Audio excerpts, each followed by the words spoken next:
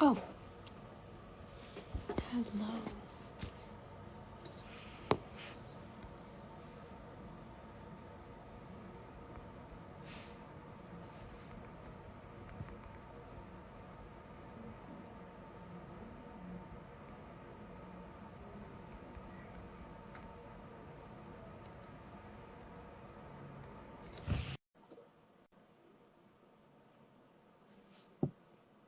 Hi, everyone. Hey. Hi, Jackie. Trying to, I'm getting Hannah on. okay. I'm trying to get it sorted. Yeah. Okay, guys, I'm so excited for this episode. Welcome to episode 9 of Sitti. This episode is so special because we have our beautiful guest, Hanna Barakat, with us. So Hanna is a 22-year-old Palestinian Olympic runner, and we will be talking about her experience in the Olympics. And we're also so excited that she's our newest brand ambassador. Which we're just so elated here at Sitti. So Hanna, how are you? I'm good. How are you? Good. I honestly was thinking of this episode since yesterday, and I was getting like butterflies in my stomach. I'm like, oh my gosh, I feel like, when you like go on a date or like when you go meet like someone, I'm like, I swear, I'm not even kidding you. I was like, oh my God, we're gonna go live with Hannah tomorrow. That's so sweet. So I was so excited. I was like, oh my gosh, we've just been watching your journey and been so incredibly just proud of everything that you are doing.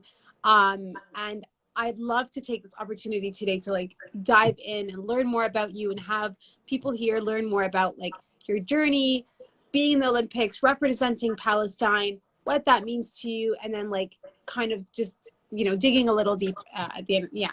So I'm Hannah, if you want to just take a few minutes, how about you introduce yourself here too?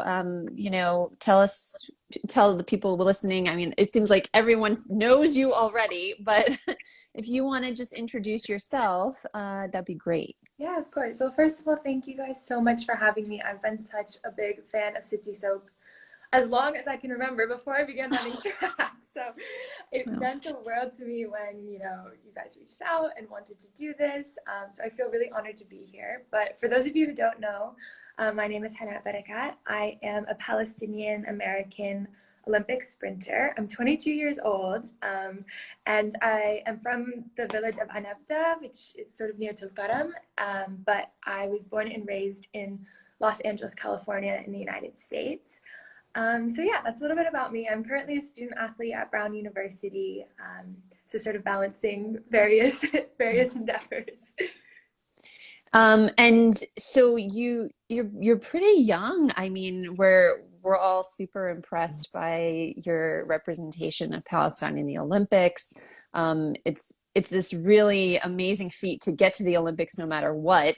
So just, huge congratulations to you on that. It takes a lot of hard work and dedication. Um, we wanted to touch on a few things today. Conversation might go in different directions. That's okay. But, I think we wanted to hit on a few points that really relate to us as Sitti and the kind of the audience that we really interact with on a day-to-day basis as Sitti. So, if you could start out just telling us a little bit about what sports culture was like for you as you grew up. Like, what was it like for you, and what did you know about it? Kind of how did the people and cultural influences around you impact your direction as an athlete? Yeah, it's a great question. My athletic career, if you want to call it that, really began with my dad. His family emigrated to the United States in 1969, and for him as an immigrant family, like athletics was a really wonderful way for him to pursue his own dreams and aspirations. And he had success in doing so. He was actually in the 1984 Olympics for field hockey for Team USA. And so, you know, as an immigrant family, that was sort of like the pinnacle of assimilation. You know, my teta and Sito were just overjoyed. And so growing up as a kid, you know, athletics was always something that was valued in our household. And it was never, you know, some pressure that was put on my brother and I, but it was always sort of something that allowed us to express ourselves, allowed us to face adversity, overcome challenges. And it was really a holistic approach to athletics. It was more about what does it mean to challenge yourself, set goals, maybe fall short of those goals. And so I really am grateful having grown up, you know, in that sort of environment. There's always a sense of autonomy in doing it. And on top of that, you know, hearing the stories of my dad's Olympic ventures and traveling to different countries and meeting new people was just something that I personally grew up valuing. And so my dad is my biggest inspiration in my athletic, you know, journey. He's been sort of like the rock throughout all of my athletic achievements and struggles. And so, yeah, this summer I had tremendous success, you know, competing for Palestine. And I think my athletic journey and sort of the influence that my father and his own upbringing had on me really sort of centered the collective importance and how, you know, athletic culture, especially as a woman, is always bigger than yourself. You know, you're not only representing your family, your community, but also in the case of Palestine, an entire nation of people who are watching you. And I think I feel really grateful to have had such a wonderful upbringing and a relationship with athletics that allowed me to see the bigger picture. And I was never sort of focused on the tiny details that I think can sometimes be overwhelming. I mean, and you're again, you kind of going, you're really young, and this is a big, like, it could probably feel like a big responsibility sometimes. So how do you manage that for yourself, you know, in terms of expectations? You know, yes, you're representing a country to some degree, but at the same time, you're a 22-year-old woman in college. So how do you balance that? What are some of this kind of the challenges you come up against sometimes? Yeah, that's a great question. You know, I think it's so important to have a support system and a variety of support systems, like not just one individual, like a coach or maybe a parental figure, but also teammates in different spaces that offer different things. So, you know, that can be friends, that can be, you know, athletic trainers who you know will be there through thick and thin. But I think also it's looking at the other women in athletics, such as Simone Biles, Allison Felix, Naomi Osaka, sort of pushing the boundaries of discussing what it's like to be a woman in athletics and knowing that you're not alone with some of the feelings that you face. And so I think having a support network, both immediately, people you can talk to, and also a little more broadly and just like generally women in athletics on a global stage is so important. And knowing that you're not alone with some of these feelings, because it can be overwhelming and there is no right and wrong. And I think we're at a really unique moment in athletics where we're beginning to see the individuals behind the performance. And we haven't seen that really previously. And I think it's changing the way that we're thinking about athletics. The narratives about, you know, what success looks like has changed a lot in the past decade or so, or past couple of years, actually. So I think I'm really excited to be here in this moment and know that, you know, boundaries are being moved, and hopefully the narrative around athletics and trajectories of success, you know, they're not linear, and we're beginning to see that, which I think is really refreshing. Right, absolutely. You know, it's interesting. You touch on Simone Biles, and as most of us who followed the Olympics know, that she experienced this, you know, this really personal kind of challenge on a world stage during the Olympics this past year. And, you know, I'm curious, what was your reaction to that from your perspective and as that was unfolding? Yeah, you know, I think it has to be contextualized in just a broader system of sports and politics, if you want to call it that. You know, sports don't operate in a vacuum, and there's so many power dynamics about who's controlling where you compete, when you compete, how you compete. And I think in that process, you know, you lose sight of the individuals behind the performance, so to speak. And I think it's so important to take a step back and think about why the world felt the need to fixate upon this specific decision and what it represents, culturally, and why all of a sudden people who had no business being interested in gymnastics feel so passionately about this individual's decision and not even understanding like the nuance and medical concern behind it. Right.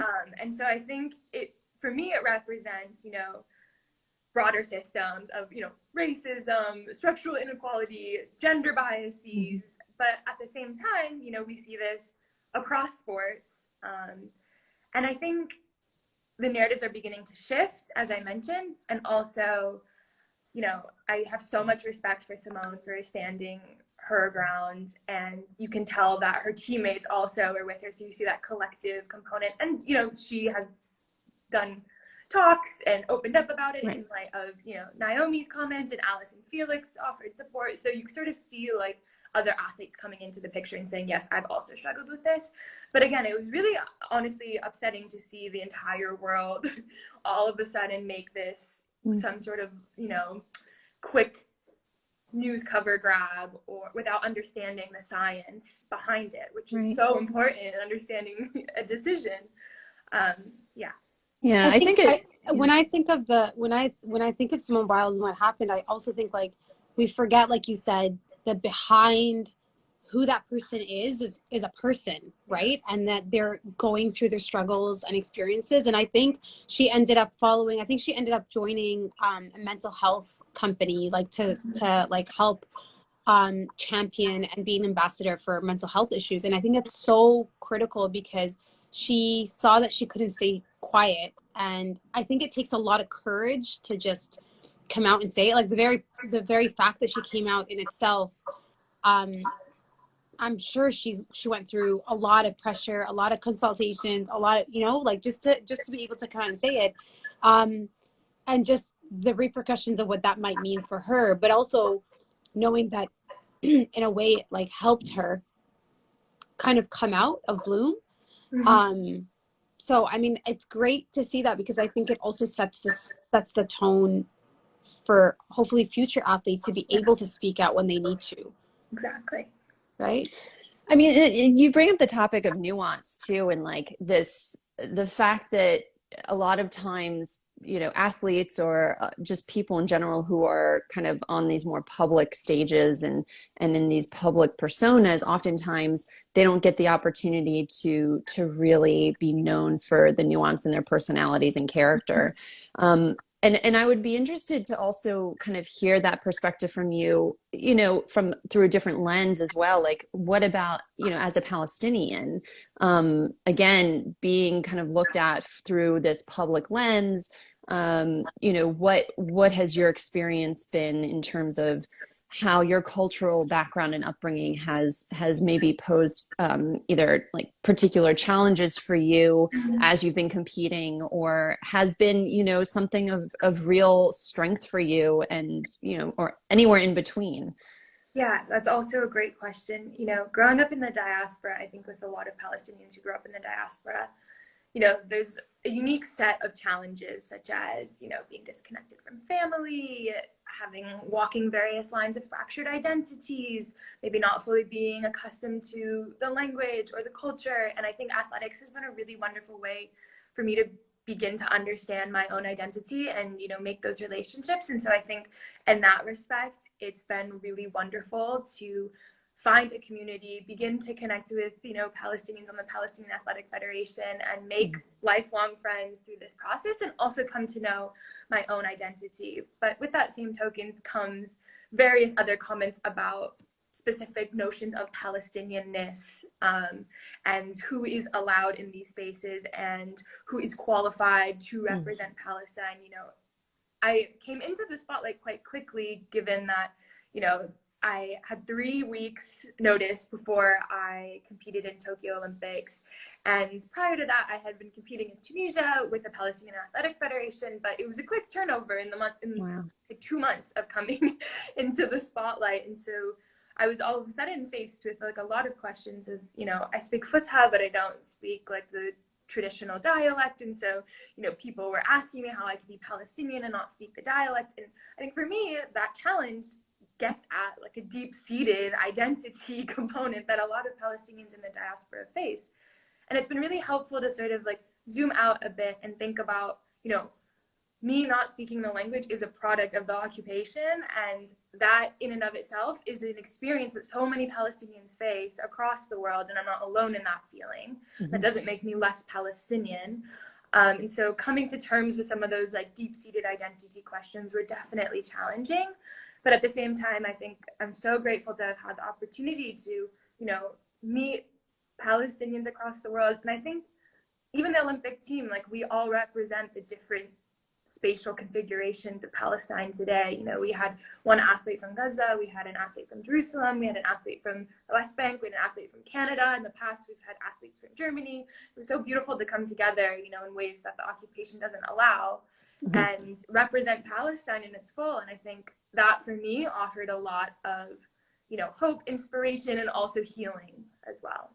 Yeah, yeah. Nora, I mean, that. I you love should. that so much, because I feel like that's something that as a Palestinian, whenever you meet a Palestinian outside, like you automatically have this sense of like, right? Like this comingness of home outside of home, right? And it's kind of finding ourselves in the little places that we grew up in, but also finding this identity that we can connect with, and this like love for a Palestine for many of us that have never lived in it, right? We create this romanticism around who we are and what we represent from the stories we hear from our tetas and our sidos, and right, and like, you know, how our father and my mother talk about like back in the day, and this is what we did, and it makes me super nostalgic and kind of sad that like my kids can't experience that.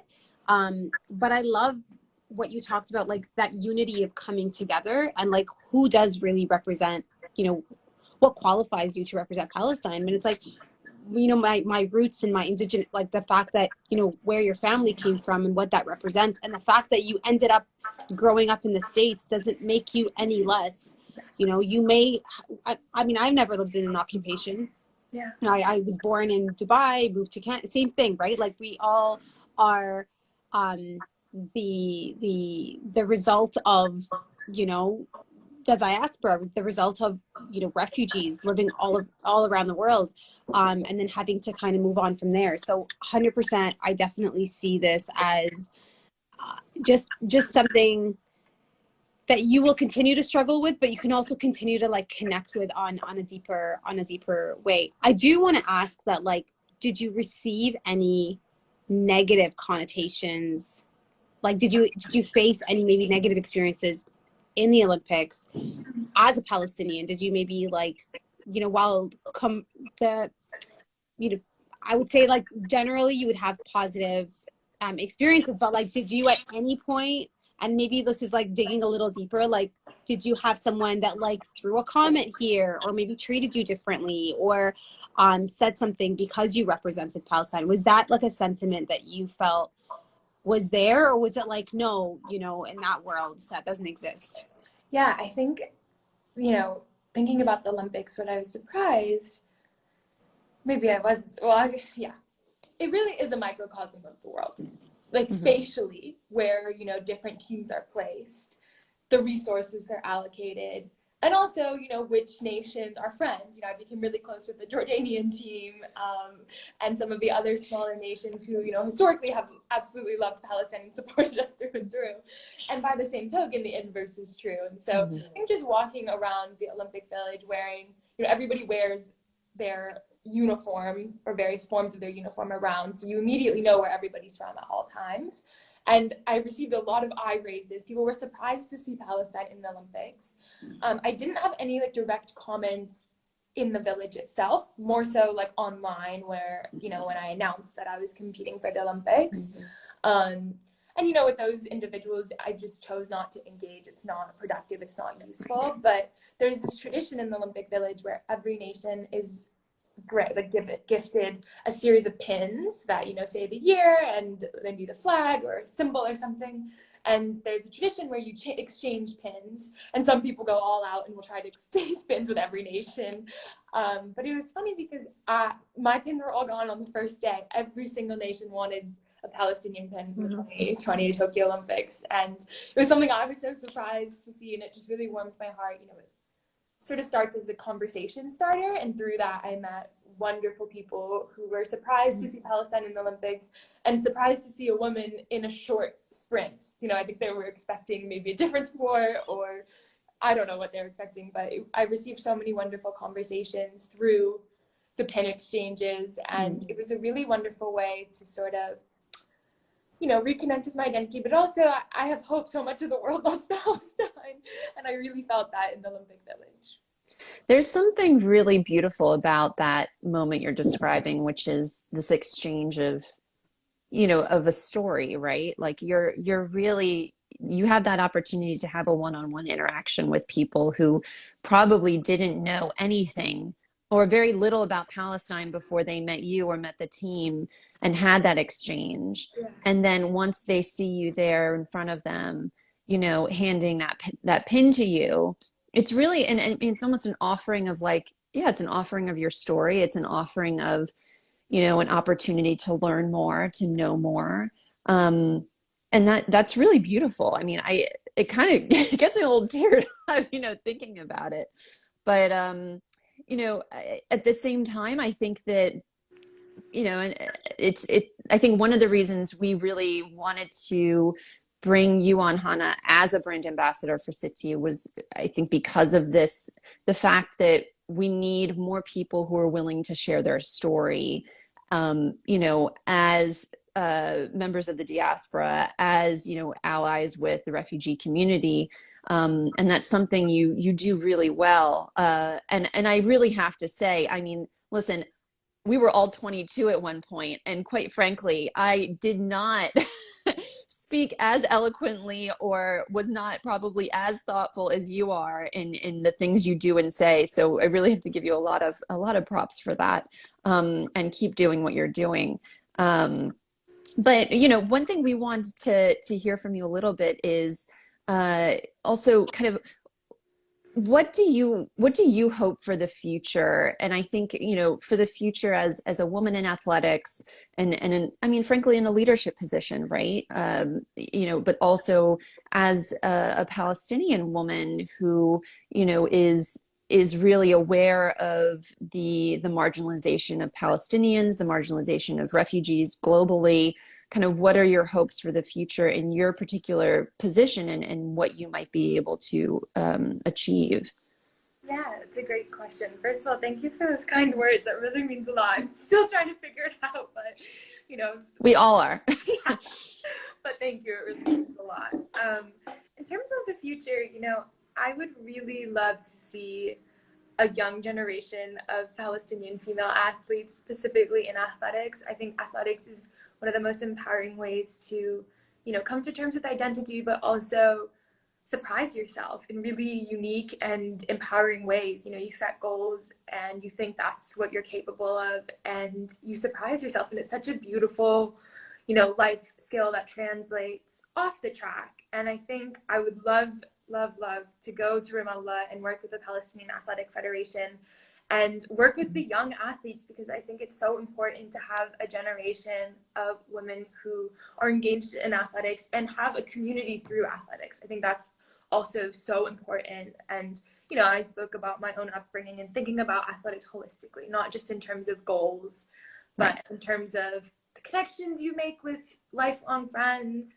you know, having people immediately in your support circle during hard times. And athletics really takes over like all of your life. You know, your life outside of the track is brought into the track and vice versa. And so it's really beautiful to be able to foster that community. And I would love to see a generation of young Palestinian women engaged in that on a daily basis.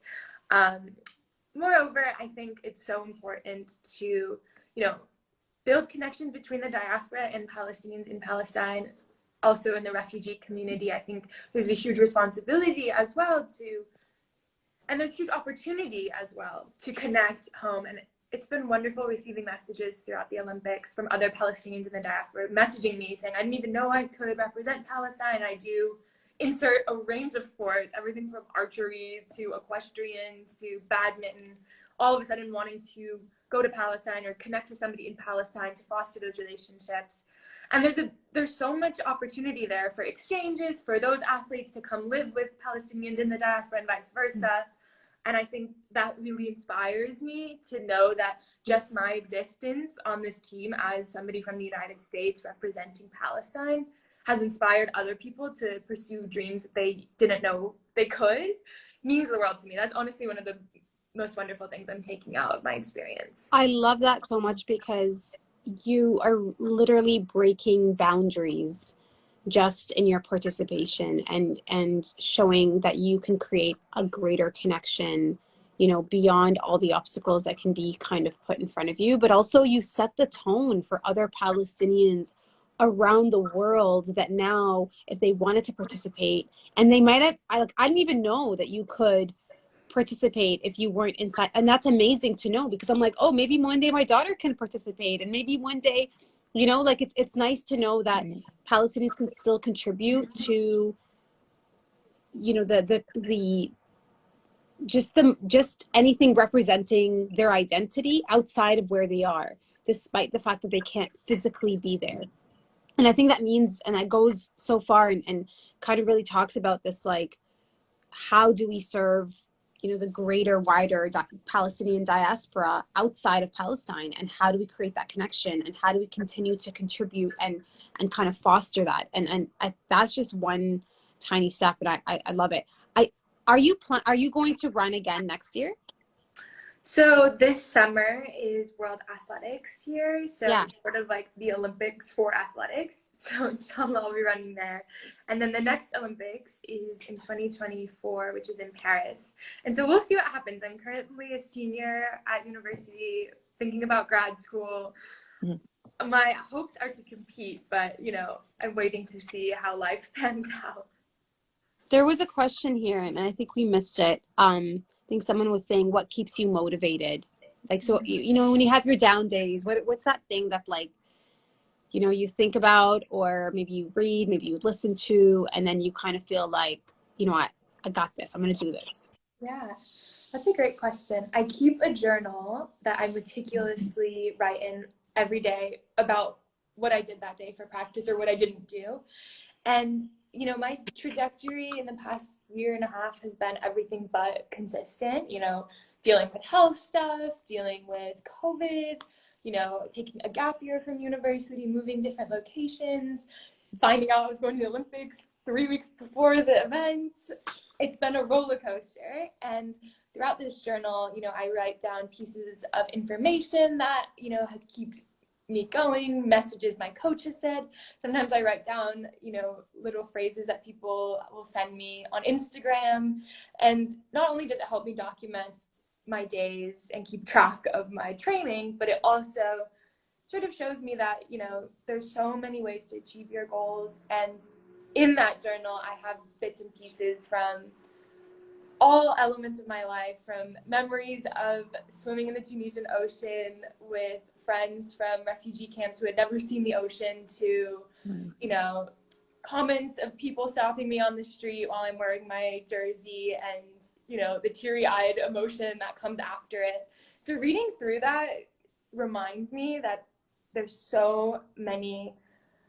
my existence and my achievements are so much bigger than myself. And I think when I'm faced with challenging days, I read that and read those stories, and I'm reminded that, you know, life can surprise you, and just my existence is inspiring people, and that in and of itself is enough, which is such an honor. And I'm constantly humbled by the fact that that is the reality I'm currently living. But I'd say that's what inspires me. Oh my gosh, that's so beautiful. I did want to read a comment. Rana Gad, I don't know if I'm saying your name right. For real, I want to compete in 800 meter and represent Palestine with Hanna in Paris 2024, inshallah. That's so cute. Maybe it'll happen. I don't know. That's amazing. Contact the Palestinian Athletic Federation. You never know. Yes, no, that's so, I mean, it's comments like this that you're just like, oh, wow, you know, people are looking at you as this role model and saying like, oh, you know what, I'm going to, like, you know, if she can do it, I can too. And it's just that in itself is just so it's just a way to really create the pathway and set the tone and that journey for others to follow along. And I feel sometimes when you're a trailblazer, it's so difficult. But and I'm no doubt you can have, you know, your low days and your difficult days and the I'm exhausted, I don't want to get out of bed days, you know, just I don't want to run this morning kind of days. And sometimes it's just when you you know, your reflection of reading back towards those experiences kind of makes you feel like, you know what, this is all worth it. And I think, you know, similarly, I think, you know, you touch on journal writing, and, you know, that's one thing that, and Nora, I don't know if you've done this in the past, but I mean, I journal write every day, and I think that that's just a tool as well for anyone out there who, you know, is going through a lot of, you know, roller coasters within their life, whether it's, you know, going off to the Olympics or, oh, by the way, you need to tell us the story of how you found out 3 weeks before Yes. that you were going to the Olympics. Can you just walk us through that process? Because I always assumed that there's a certain point at which you need to know by, and then you can prepare, right? So how did that work? Yeah, so I decided to take a gap year in light of COVID and just go home and train with my high school coach and sort of see what happens. And this has been a long dream of mine. So I reached out to the Palestinian Athletic Federation sort of at the beginning of the year, basically explaining that, you know, I'm a Palestinian living in California. These are my times. I would love to compete on behalf of Palestine in any way possible. I didn't really have. I think the an idea. Palestinian Athlec Federation's on live with us right now, actually, which That's I think is so cool. Probably Dr. Mazen. Hi. And so I joined, and I didn't really have an expectation in mind. I just knew I wanted to represent Palestine and compete on behalf of Palestine in any capacity. And because of COVID, there was a lot of, you know, change in logistics around international competition. But eventually, there was a date set for the Arab Athletic Championships, which was held in Tunis. And so that for me was sort of the end goal. I was training for that. And that was at the end of July. And so I ran the 200 and 400 there. And that was sort of like what I was thinking about as the goal. And I competed. I went to Tunis. I ran in both the prelims and finals in both events and set the Palestinian national record in both of those events. And without my knowledge, I guess the Palestinian Athletic Federation or the Palestinian Olympic Committee had been watching and was aware of, you know, my accomplishments. They were both records that were previously held in 1990, so it was very exciting for those to be broken. And so I went home thinking that, like, that was sort of it. I was going back to school, and I received a call from Dr. Mazen basically asking me, you know, saying that the Olympic Federation had been watching me and they were very impressed, and they wanted to know if I would want to represent Palestine in Tokyo in 2021. So I was floored. I was surprised. I was like, this year? Like, that's in a month. And the way that athletics in the Olympics for Palestine works is that basically the Olympics values are for every athlete, but every nation to attend, despite, you know, maybe issues that they face. And so there was a spot open in the 100 meters, which I had run previously. And so I was put into the 100 meters, and I quickly shifted my training plan to block starts and shorter distances.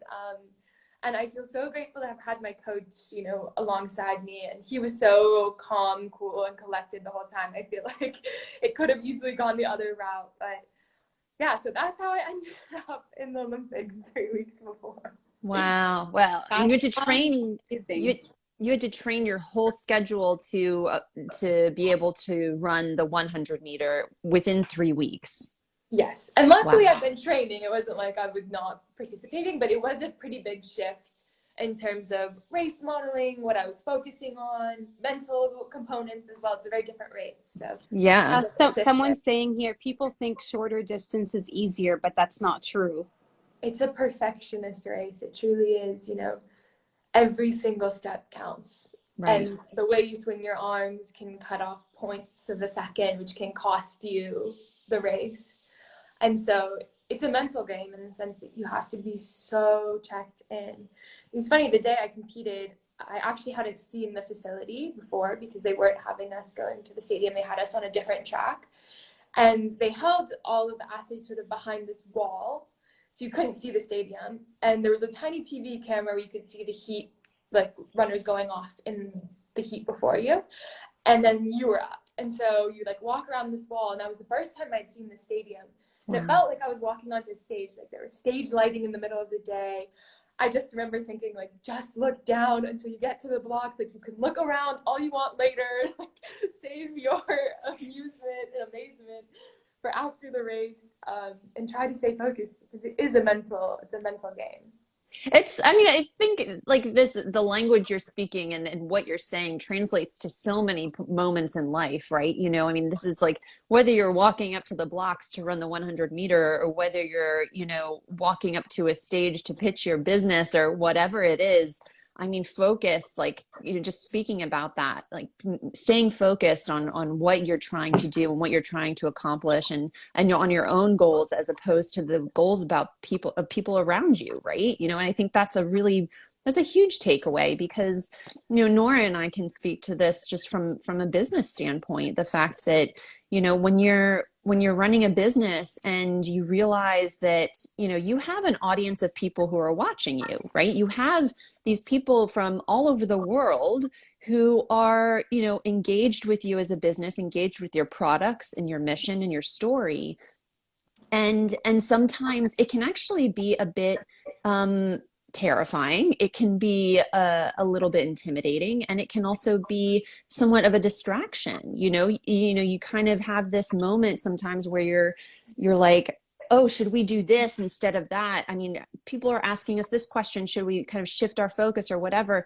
And you really have to, it's like this, the mission is similar to the goal, right? Like focusing on the mission, focusing on why you're here and what you're doing this for, as opposed to the, you know, as important as the fans are, as important as the audience is, you really have a goal in mind for yourself, and that's the most important thing, right?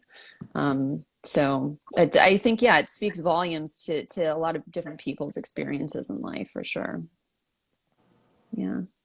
I'm But reading through the comments. Someone's just saying I can't see the comments for some reason. Oh, I don't know. Maybe I'm the only one that sees them. I'm like going.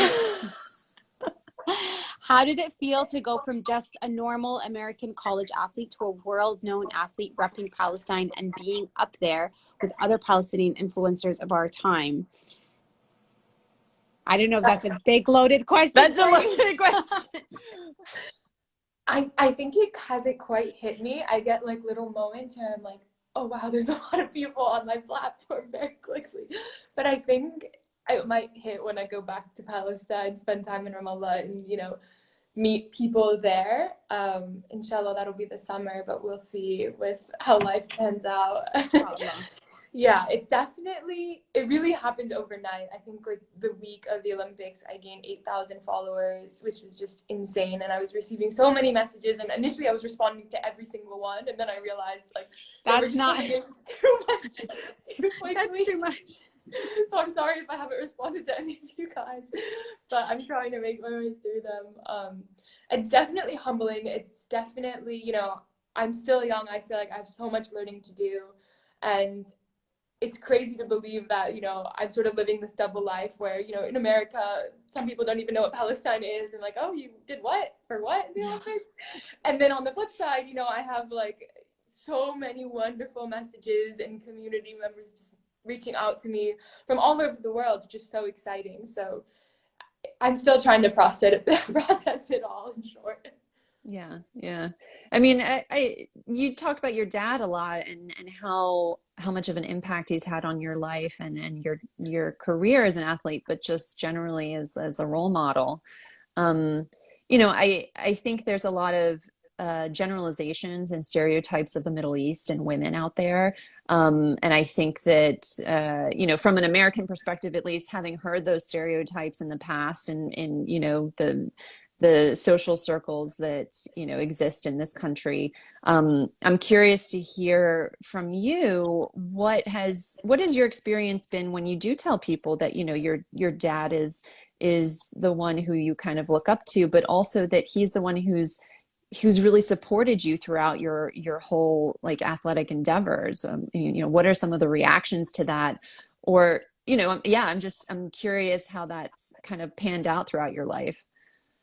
Yeah, it's really interesting. You know, I think I feel so grateful to have been raised in a family and a community where, you know, women competed in athletics. And I think of my cousin Lena, who ran a marathon, you know, in a hijab and had been training like for days and months. And I just remember being probably like 8 years old, looking at her thinking, wow, like if she can do it, I can do anything. And so it's I not didn't know this just, about Lena. I'm gonna like message her and be like, oh my she's God. a serious runner. She was I a love sick runner. her. She is such a she and I mean honestly, I love your whole family. So I'm not like I totally Yeah, so it definitely was not just my dad by any means, but I think I grew up in a family where those were the people I was surrounded by. Oh And wait. Fun fact number two. Someone's messaging. I don't know who this is. MJML Barakat. I don't know if that you know who that is. Hannah's great grandfather was a boxing champion of Palestine in the 1920s. Cool. a long family of athletics. So Oh my dad wow. and his brothers grew up doing boxing. I remember they have stories of my tita like heating up olive oil and putting it all over their skin. So like these are the stories I grew up listening to. And so, you know, I think my cousins, my brother plays American football, you know, my cousin Omar is also doing football. So it's just a family of athletes. And so I feel so grateful to have never had, you know, a moment really where I doubted myself in athletics in that way. That's not to say that there were external pressures that pushed me, but I think having a family of athletes and a history of athletics in our family really allowed me to gain confidence in spaces that, you know, maybe questioned my role or questioned the role of Palestinian women in athletics. And I think it's what I've come to understand is those people are uninformed for the most part, like in the people who ask me those questions, and that's their guttural reaction to, you know, my success is just, okay, you are so out of touch with the realities of, you know, being a woman in athletics. And there are so many women that are doing this. That's not to say it's not a challenge. That's not to say there aren't active, you know, repercussions in some places for being in these spaces. But I think my family and the women in my family as well, sort of paving the path for me and my own achievements cannot be understated. Yeah, and Yeah. making it a space where just because you're a woman doesn't mean that you can't. And also like knowing that there's that history there and knowing that you can also follow along those footsteps just is I think can gives you that courage to kind of push forward, which is so amazing. I guess as a mother, I'm thinking like, oh, am I doing that to my child? Like, am I like giving them the right confidence to feel like because I'm like the I I am the least athletic person you will ever meet in your life, which is like I feel like I shouldn't be talking to you right now because I'm like, oh my God, don't see me run ever. But sometimes me and my husband will look at my daughter run. Like we'll actually get my kids to race together and then we'll make fun and I hope my son doesn't see this, but we'll be like, oh, you know, we talked about how like my son doesn't know how to run, but then my daughter is like such a like she'll win him every time. She's younger than him. She will win every single time. And I'm like, this girl's a runner. And then so, but then I'm like, I don't know if like I would know how to guide her if she was like, I don't, maybe you can give me, maybe you can like share some guidance on like, how do you, because I'm sure like you come from a family that like knows this stuff. So what about like those that don't grow up in families that like Mm. foster, you know, athleticism in their culture? And if there is that like maybe interest, how does one foster that? Like, how do you, I don't know, how do you engage it? How No, did that, your family do it, I guess? it's a funny question because I think my parents were equally surprised about my running talents, despite the fact that both my mom and my dad had competed in athletics. And I grew up playing football, American soccer, or yes, international football, American soccer. And I remember one of my earliest memories is somebody coming up to me, a coach, saying, like, do you have wheels on the bottom of your feet? And I remember being so confused with that statement. And I was like, what is he saying? And I remember later my mom was saying, like, thinks you're really fast. Like he was asking if like you were just like real fun with me. I remember that was like the first moment where I was like, oh, maybe I am good at this. But I stick to the soccer because I really loved the like group of girls I was competing with. I loved the team camaraderie. And it wasn't until high school that I realized, you know, I was secretly hoping for the other team to have a breakaway so I could sprint and catch them. And then I realized, like, maybe I was in the wrong sport and that maybe I would have more fun doing this, you know, just the running part. And so I began to transition late in high school, like sophomore year of high school. And I always loved soccer. You know, it was always dear to my heart. And I continued playing until my senior year. But I decided, you know, I wanted to try athletics. And I think my parents never put any pressure. It was always like, do what makes you happy. And if you want to try something new, try something new. And if the second it became a burden or made me unhappy, they were the first people in line to say, you know, take a step back and put yourself first. And so I think just having parents that never added pressure. That's a good one. Yeah. I mean that through and through. I've seen so many athletes with like parents that get too involved and then all of a sudden, you know, you're no longer doing it for yourself, you're doing it for somebody else. Right. And I think that's where you lose the determination, the love, and the compassion for the thing you're doing. Like, what if it doesn't work? Like, what if I don't make it? Or, you know, what if I wasn't a winner, right? And I never had that fear because I knew my parents would just welcome me with open arms and say, we'll try again whenever you're ready. I want to hug your parents. Yeah. Me too. I want to go give them a hug. I haven't met your parents, but they sound amazing. They're lovely. They're lovely. I feel so grateful. That's amazing. I know we only have about 10 minutes left.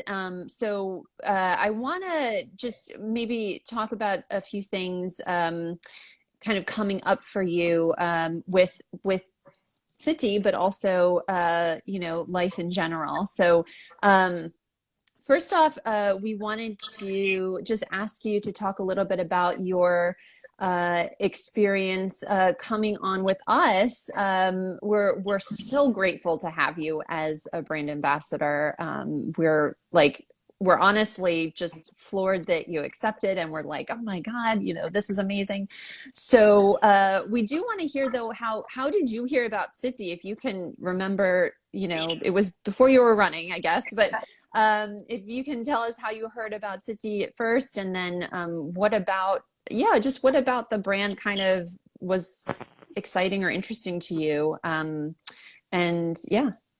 Yeah, I came to know Sitti through my family. You know, as Noda mentioned, like, I think our families were friends before, and I remember just going to events and family weddings, and Sitti was always present.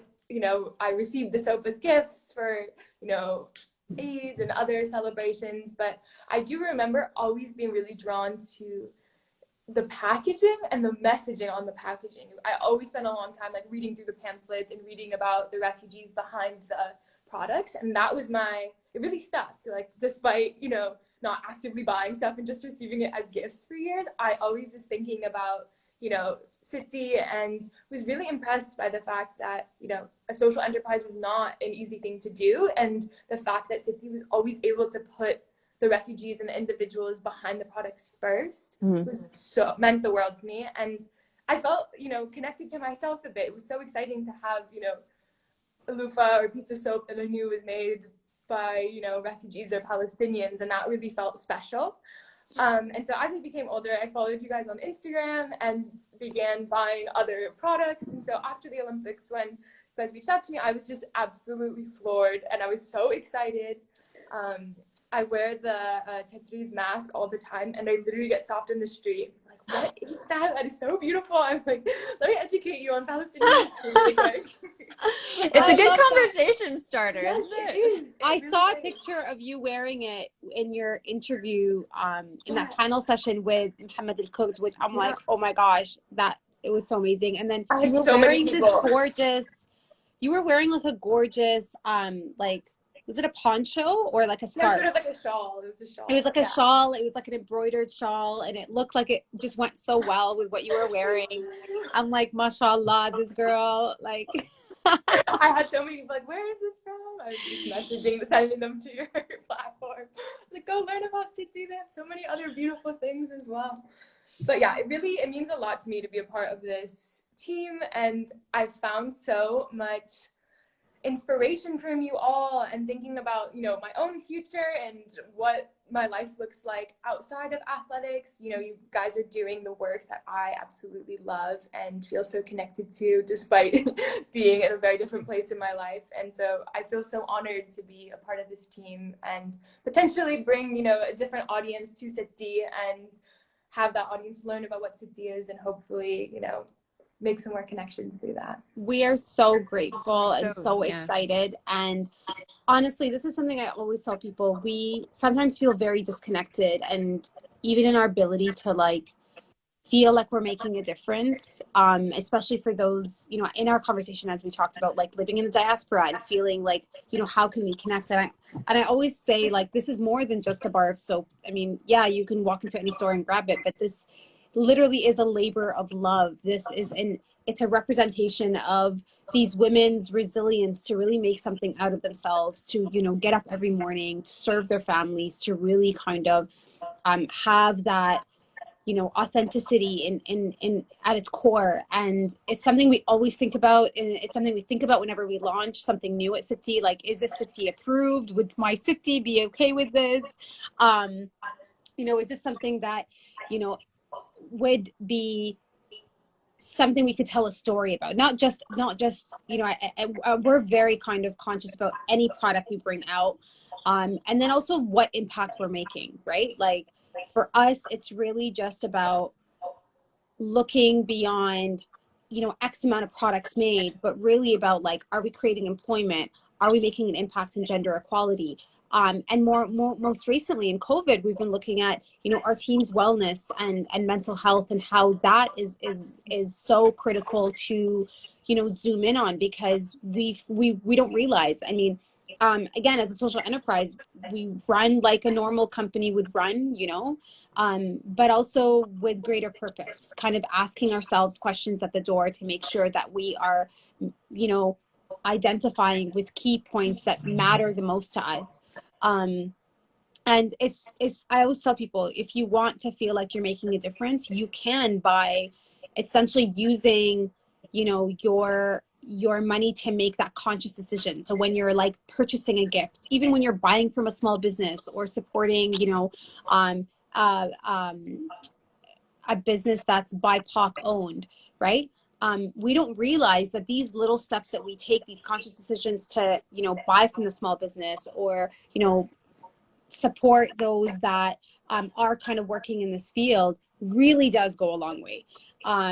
And sometimes we have to say it over and over again, but I mean, I can't tell you, you know, our ability to provide job security and sustainability is, at the end of the day, people like yourself, people like your family, people like, you know, those that do follow Sitti and support Sitti all the time, make a decision to say, you know what, I'm gifting with Sitti this holiday season, or I'm going to dedicate my wedding favors, you know, with Sitti soap, or and so it's these little things that really come together to create a greater ability for us as an organization to make critical changes on the ground, because it's these small steps. And sometimes we look at the issue at hand and we're like, oh my God, you know, issues of unemployment and refugees and the difficulties that they're facing, especially as a protracted issue.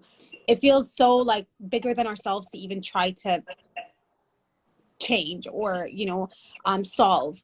And it's like, you know, we're not going to change everything overnight, but we can make small changes to specific individuals slowly, and hopefully grow that to scale where it is sustainable and it is, you know, providing that long-term impact. So Yeah. thank you so much. And I think also it's not so much about us making change as much as it is, you know, you as as a brand ambassador, you as a purchaser, you are creating a set of tools by which the refugee community gets to make their own change, right? And gets to impact their own community in a way that they've always wanted to and tried so hard to do, but due to the, you know, the systemic marginalization that's in place in so many, you know, situations for them, it makes it very difficult. So kind of working together to remove those barriers, to be able to build wealth and to be able to participate in a global economy is really something that you're doing as you know, in your role, but also being able to encourage other people to do. So we really, we really thank you for that. Thank you guys for having me. I'm so Yeah. excited. Yeah, we're I know we excited have too. a couple of minutes left, and we usually like to dedicate a minute or two to talk about our favorite things, either our favorite products, maybe our favorite thing that is coming up lately, and to take a moment to ask you, like, what's your favorite thing? It could be a Sitti thing, it could be something else that you're like recently obsessed with. I'm not sure. So maybe you can share that with us. Yeah, no, that's a great question. I will say a hack that I've been doing is taking the extra Sitti soap and putting it in with my clothes, because I have one like in my bathroom, but it leaves the nicest smell every time I open my closet. I'm like, oh my goodness. So I've been enjoying that. In addition, obviously the Teddy's masks. Other things I've been enjoying recently are tote bags. I find it's fall here, so it's very nice to just grab a bag and a Tote bag season. It is tote bag season. It's funny, at Brown, everybody has like sayings, or like their bags are obviously like very identity focused. So it's fun to have like some meaning, but on the tote. I've been reading Braiding Sweetgrass, which is a great book. And it talks about like indigenous forms of science and knowing. And I think, I'm thinking about other ways of healing my body as it relates to, tuning up for a larger season of running. But yeah, I've really been enjoying the products from Sitti, and I would recommend the soap pack. It's been a wonderful second use to the soap. Oh, I love that. We're actually launching something soon. I won't say what it is, but you will love it, and I'll hold myself because I can't keep secrets. Jackie knows me. I'm really, really bad, so I'll just stop while I'm at. Well, I mean, I think it's something that, yes, there's something with whatever we're launching very soon, there will be something for everyone to enjoy. And So can I give a guess though? Can I say no? Without, yeah. I won't, I swear, I won't, I promise. I won't say too much, but I will say it smells wonderful. Smells amazing. That's it. That's all I'm saying. I'm intrigued. I'm not allowed to say anything else because I will be punished later. We're Jackie, what's really your excited. favorite thing? So I actually just got my refugee-led subscription box in the mail this past week, which I was super excited about because I've been looking forward to receiving it, and we're going to also be doing something special with it this coming week and next week. So get excited for that. But the box. Okay, I will just say, listen, the box is like, I feel like the second box around, and every time, it's one of those things that it just keeps getting better and better. So, we're not biased, I swear. I swear, like I open the box and I'm like, oh wow, I get all this. And I'm like, I've been helping put this box together for, and I've been working with the team who's been putting it together for months now. And I'm still like surprised every time we open it. I'm like, wow, I get all this with it. So I was really, the lemon squeezer is honestly the olive wood lemon squeezer. I love cooking. I spend way too much time in the kitchen probably. And the lemon squeezer, like, it's so beautiful and it feels so good in your hand as like a tool in the kitchen. I put up something on Instagram about it a couple days ago, and a friend of mine who is a chef in Baltimore, he was like, oh my God, I love those. I was like, yeah, they're amazing. They're so cute. So our olive wood utensils are all handmade by a Palestinian carpenter out of Bethlehem. His name is Javier, which means revolution in English. And we wanted to post a picture of him, but he actually would prefer to be faceless for the most part. But we will be sharing some behind the scenes videos of like him actually making woodwork, so that you guys can see, that process.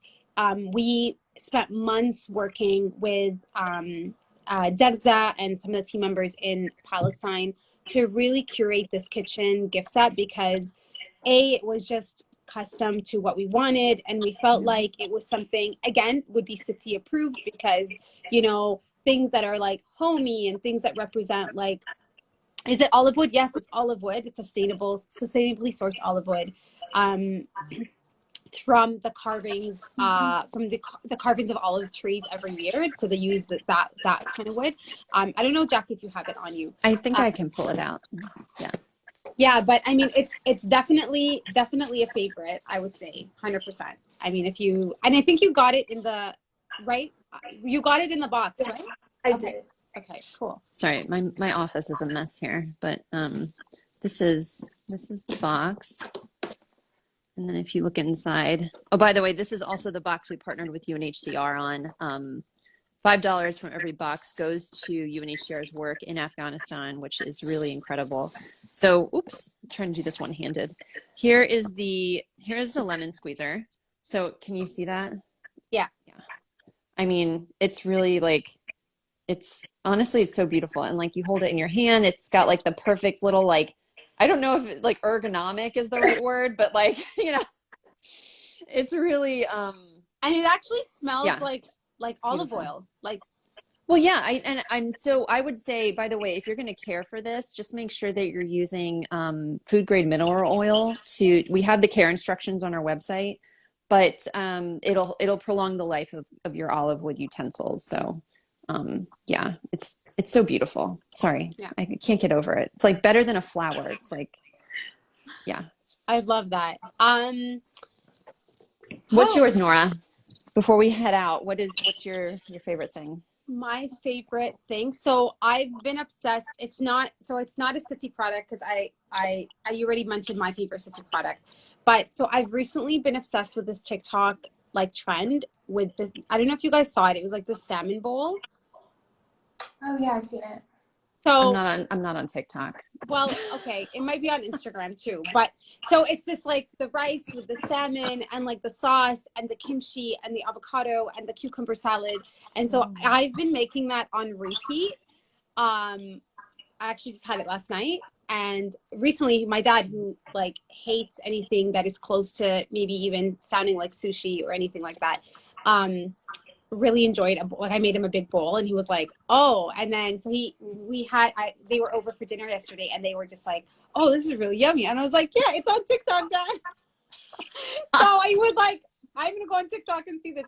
But anyways, it's been my literally like my on repeat obsession. I've been making it nonstop and it's actually really easy to make but anyway, so that's been my recent obsession. It's just food. I just love cooking. I think when I'm after a long day at work, I feel like I can go home and make something. I like cooking if I don't have to clean so much after it, but just the fact that you can like put something together and then it tastes. And then my kids are always kind of asking like, Mom, let's do that. Like, so one TikTok obsession was that feta and tomato pasta. I don't know if you guys saw that trend going on for a while, where you put the feta and the tomato in the oven and then you mix it with the pasta. Anyway, so that trend we did for a while at our house. And so my son's always like, Mom, are you going to do that TikTok trend with the pasta? I really want to have that one for lunch. So we go through our phases at home with like the TikTok trends of what are we going to eat. And that's funny. Anyways, but that's my that pasta is really good, but I add like my own like concoction and spices obviously to it. I actually use the Sitti dried thyme and I use that and I blend it into the pasta as like dried herbs and it gives it such a good like aromatic like just. Oh, that's a good idea actually. Yeah, very cool.